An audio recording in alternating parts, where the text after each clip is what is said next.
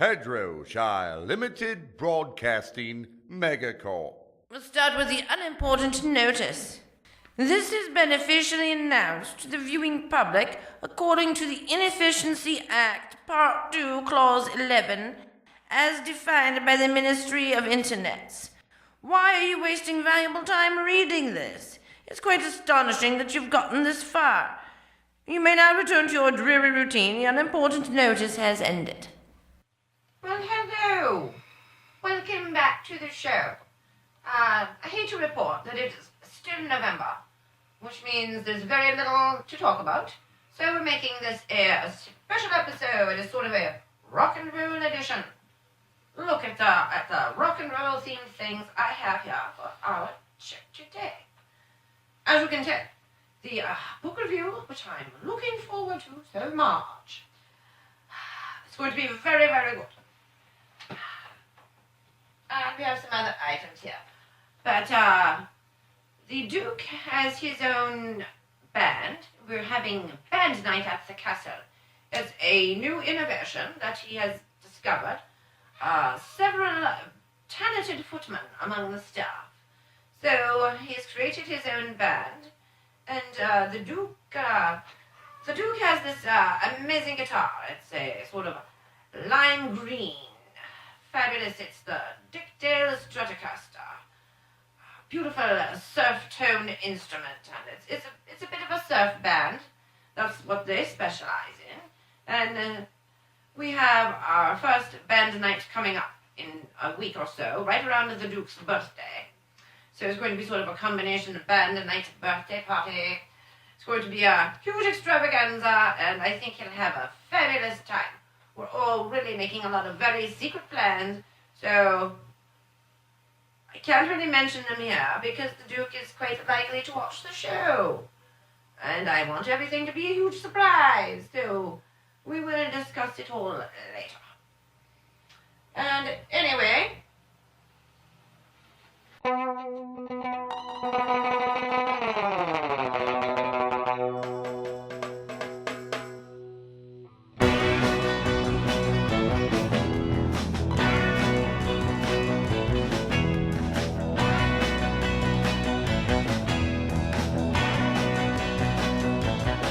The Duchess Show, starring the Duchess of Hedgerowshire. The Duchess Show is filmed before a well-behaved studio audience. Unleash the hounds. The Admiral's out at sea right now. Send for Mims and the turnip basket. It's time to feed the baby hippo. You know, the Duke really objects to the hounds pissing around the cast, and I really can't stand listening to any more of his whinging.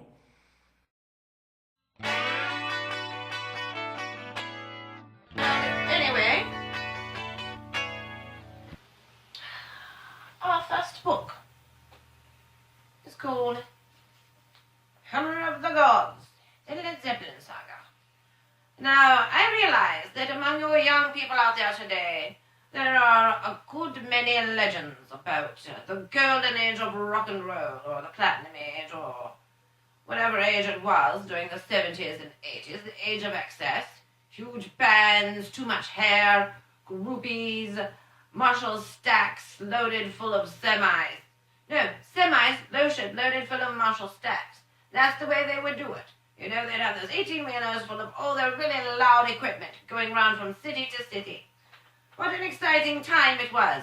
And Led Zeppelin, yes, they were the kings of it. These days, it's rather frowned upon for 14-year-old girls to go on the road with bands. But back then, it was quite common.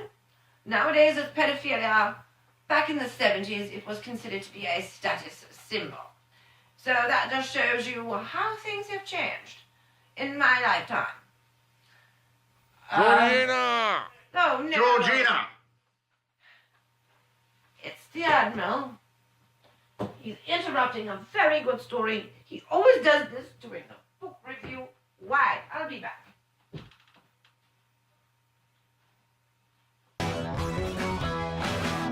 The Duchess Show is brought to you by the United Biscuit Company, the makers of Twiglets, and Classic Tipton Sales, and Epona Bloodstock Agency.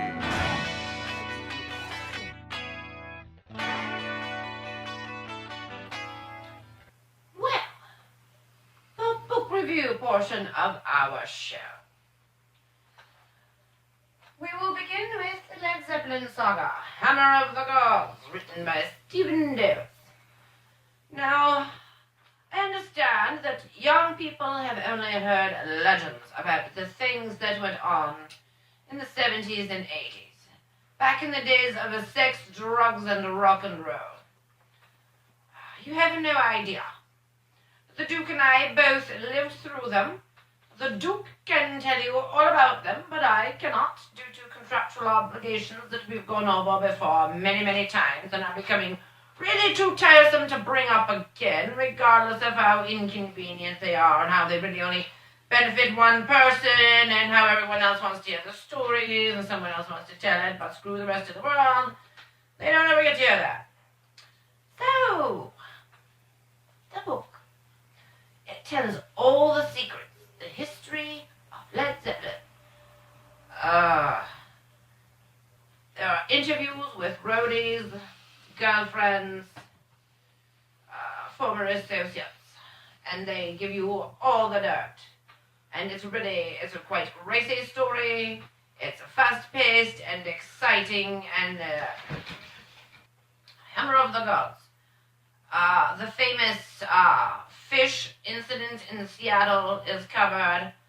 The abduction of Laurie Maddox is covered, and there's a few other things in there that regard Miss Pamela and a couple of other people who are sometimes not even mentioned by name. But all the details are in there, and there are hints at magic and deals with the devil and all sorts of melodrama that spells out doom for Led Zeppelin in the end, and then there are tragedies, and then it's over. I hope I'm not spoiling the book for you, but I'm assuming you all already know that Led Zeppelin is no longer recording or touring, and they've been broken up for many, many years. But this is the story. This tells you the story of how it happened, and it's very enjoyable. I recommend it. Now, this second book here, the title is Rotten. No Irish, no blacks, no dogs. That's referring to the signs that used to be hung up in the neighborhood where he grew up as a child in Finsbury Park, London. The Duke was around. He was one of the Sex Pistols' very good first fans. You see, the Dowager Duchess, the Duke's mother, for those of you who are American and don't understand what a Dowager Duchess is, my mother-in-law, in other words, she was a client of Vivienne Westwood. Vivienne designed her entire wardrobe, and Vivienne would always make sure that the Duke had very good seats for the Sex Pistols shows. And so the Duke was a very loyal supporter. He followed their career and was a huge fan right up until Glenn Matlock left the band. Glenn was one of his mates. They were good friends, and they still are to this day. I expect Glenn might even make a guest appearance sometime when we have band night at the castle. So, there is that. But the book itself is very good because it tells the entire story from John Lydon's point of view. And for you young people, John Lydon is Johnny Rotten's other name. He couldn't use it for a good many years because of legal obligations against his use of the name. It was in court for many years, and then he ended up winning, so now he gets to use the name Johnny Rotten again legally, but he's still John Lydon anyway, author of this book. And he's written many other books too, interestingly enough, like a textbook for Catholic schools. So, after you read this, I recommend you explore some of his other works. But it tells all the gritty details from the early days of punk and all of the scandalous things that they used to do when they would go on talk shows and casts, or they would go to, say, corporate meetings at the record company and vomit. They were infamous for doing these things, but we all know what they really did. They revolutionized the sound of music and became one of the most distinctive voices ever in the medium. And they were right about everything. So just listen to the lyrics on Never Mind the Bollocks, here's the Sex Pistols, and you will know the whole philosophy of the world, according to the Sex Pistols. And from hindsight, they were right about everything. There was no future. So, read these books and write down your reviews in the comments below. Let me know what you think about them after you've read them.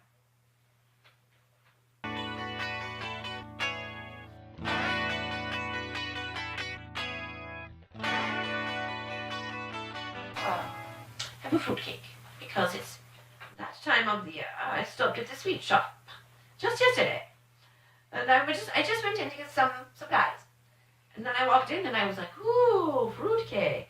I'm the only person who likes to eat it. You're lucky I'm not eating it on camera right now, but they don't make fruitcake with marijuana in it. They're still using the traditional brandy.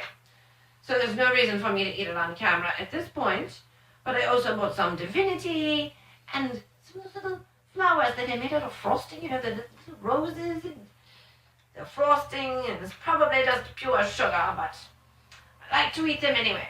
So I came home from the sweet shop with all these wonderful things, and I was in a very delightful mood, and just last night, before I went to sleep, I ate a small piece of divinity. I put it on my tongue, closed my eyes, went to sleep, and then I woke up this morning with the best outlook ever. I tell you, if you really want to have a very fine day, you just have a little bit of divinity on your tongue at night before you go to sleep. Sweet dreams and a pleasant day will follow. I can't recommend it highly enough. Look at me. I'm very happy.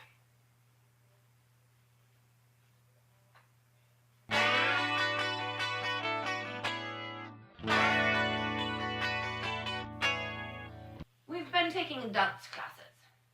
For a while, we took ballroom dance, so we know how to do the foxtrot, the rumba, the tango. Oh my. You really can't do a tango with a tiara. It's just not comfortable or possible. Your tiara rolls across the floor every single time you dip. So you need to get more of like a headband type tiara. But anyway, after we did the ballroom dances, we went to swing dance class, which is a great deal of fun, because the Duke is quite a huge fellow, and I myself am a very husky 5-footer. Well, I'm actually a bit bigger than 5 foot, but I don't like to brag, so we'll just leave it at that. And this enables us to do a whole lot of strange flips and twists and tosses in the air and catches. You Americans may think of it as being the version of like the cheerleader. The cheerleader who goes to the top of the pyramid and then she does all the flips and things like that. So that would be my position in our dance team. And then we do this other thing. Then he puts out his hand and I step in it, and then he puts out his hand and I step. So we do this whole step thing until I'm standing right there over his head. Then we come back down, and then he grabs me, swings me around, and anyway, we were on our way home from an evening out. We had gone to join some friends at a dinner party nearby.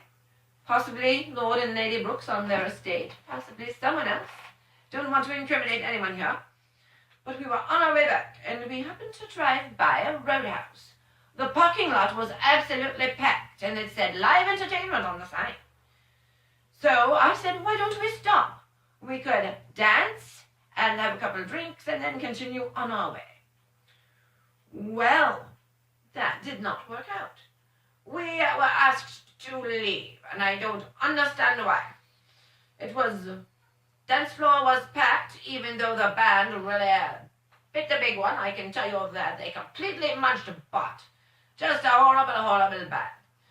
So, we were out there cutting quite a rug, taking up the whole floor with our elaborate moves. And the next thing you know, this rather large fellow, he had a very ridiculous hat and boots, and what I always thought was like a serving platter for Cornish game hens, but actually it turns out to be a belt buckle.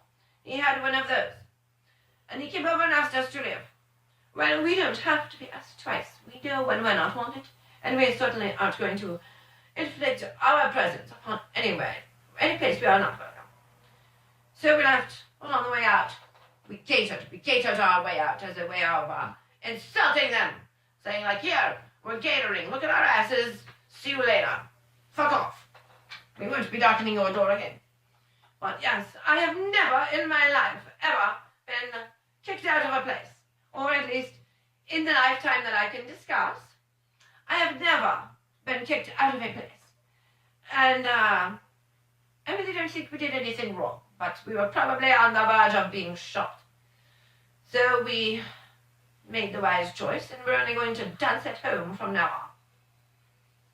Plenty of room in the castle ballroom for all of our moves, and we can always bring the staff in to admire our moves.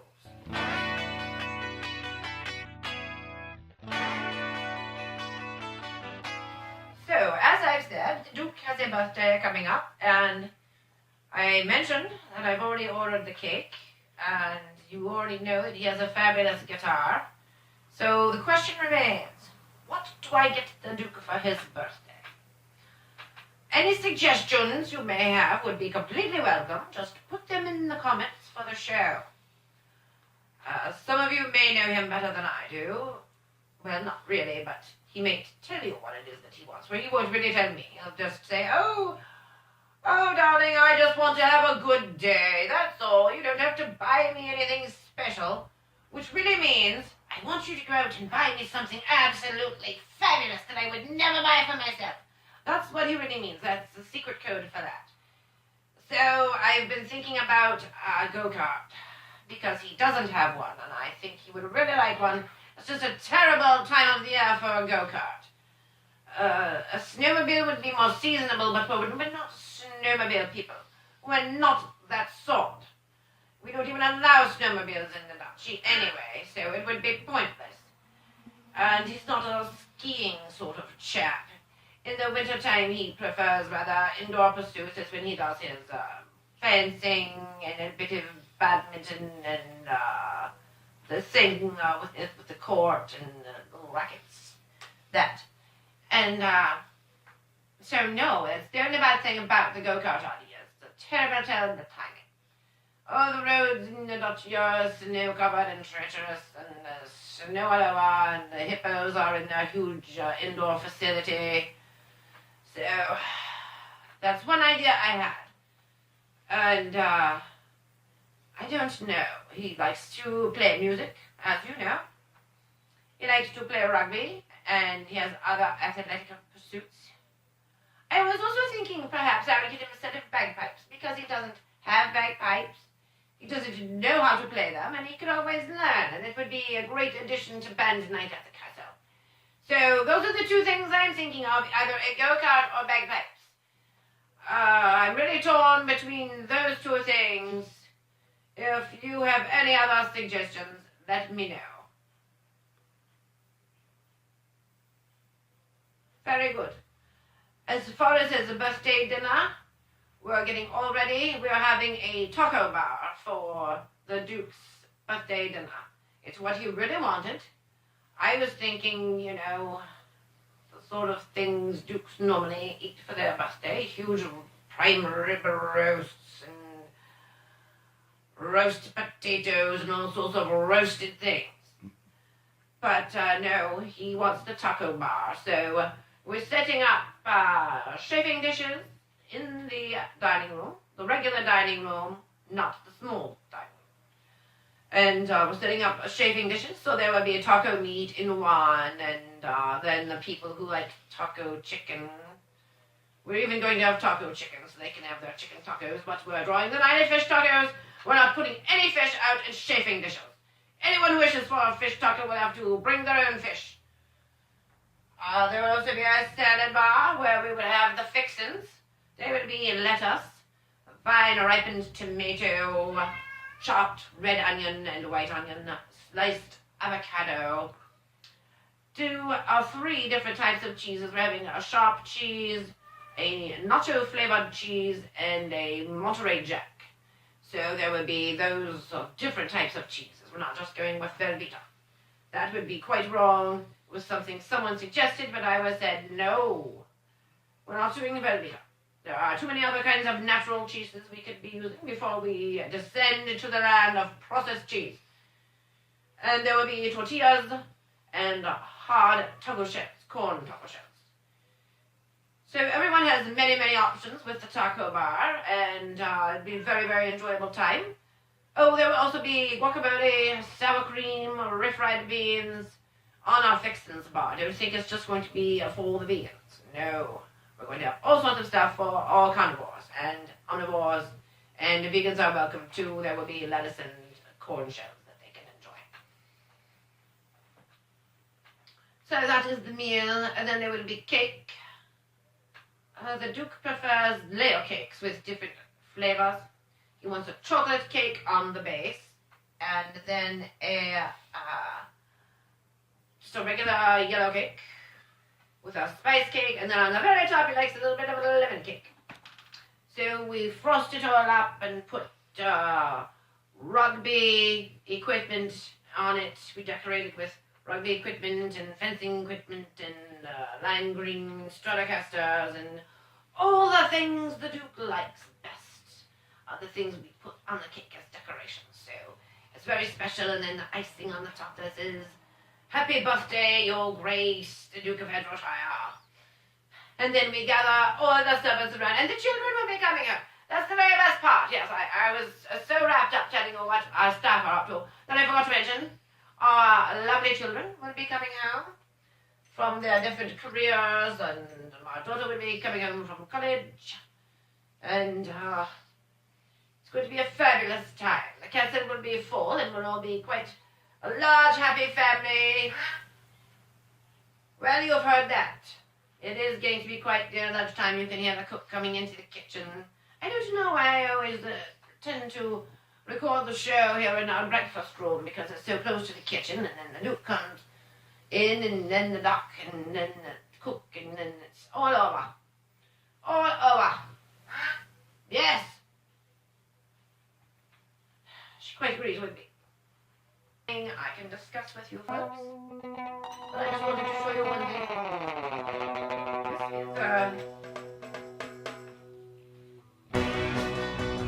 This is a cat. He's in this house. He's very friendly. He wants to almost took the other fruit basket. But it's fortunate because it would look very unappetizing what I'm about to show you next. It's actually fruit cake that I mentioned. As you can see, I have not taken a bite out of it yet. Even the cherry still on top. And it smells like brandy. This is really the only good thing about this time of year, when it's so cold and snowy and everyone is obsessed with some silly retail holiday. And it's home shopping. And a certain man whose name is an anagram. Where's the red suit? Satan or is it Santa? I've always thought he was a bit of Satan and a pleasant day with his mother. I can't recommend it highly enough. Look at me. I'm very happy.